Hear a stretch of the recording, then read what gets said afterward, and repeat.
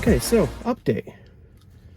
Replaced the battery and she started right up, but I couldn't move her forward or backwards because the brakes were locked up tight there. So replaced the calipers, replaced the rotors, pads obviously.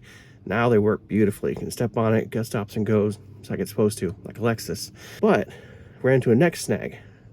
Put it in gear, drove forward, no problem. Tried going backwards, kind of goes, but not really. Ended up taking down to Amco and getting a brand new transmission put in here. So there was that. But now, runs great. Let me show you. All right, here we go. First time you guys have listened to this thing start, so listen to that. Purrs like a kitten. And this is a new stereo I put in here. It does have the climate control right here. I'm sure you saw I have another video out that covers this whole unit, so I'll not waste your time talking about it on this video. Let's check out the motor.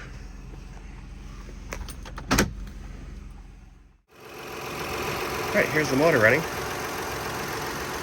I did replace the air filter, put the oil in it, clean it up a little bit inside there. As said, you can see it, but brand new transmission in there somewhere. Oh, I can't see it, it's dark in here. Sounds good.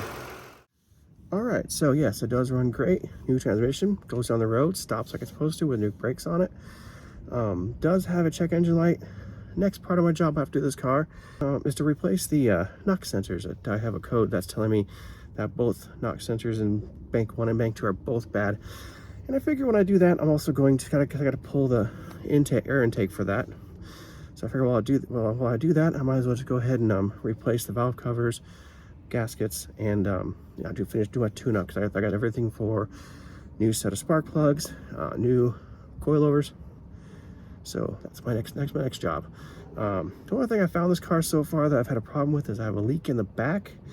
Narrowing it down to what it is, I think I have a small screw that's missing that's letting water through whenever it rains. That's down by the bumper.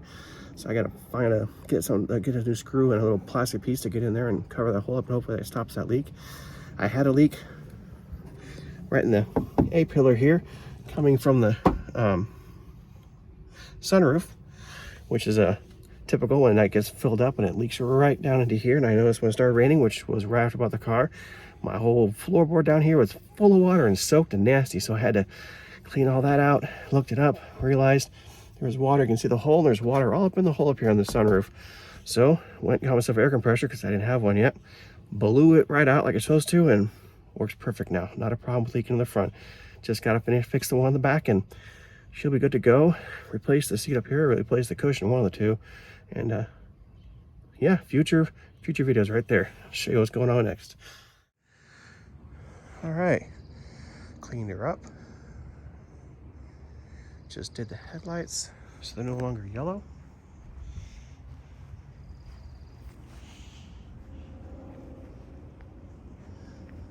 Put some new tires on her. Got all the gunk off the top of her.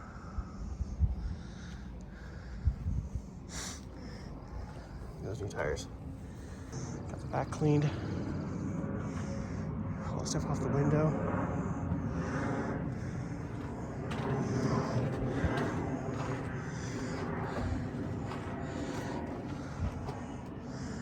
Oh yeah. I replaced that light actually because, well, it had fog on the inside.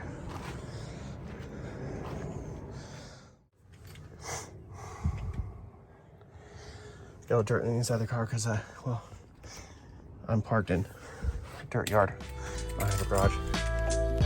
Well, we'll stop for now. Catch you later.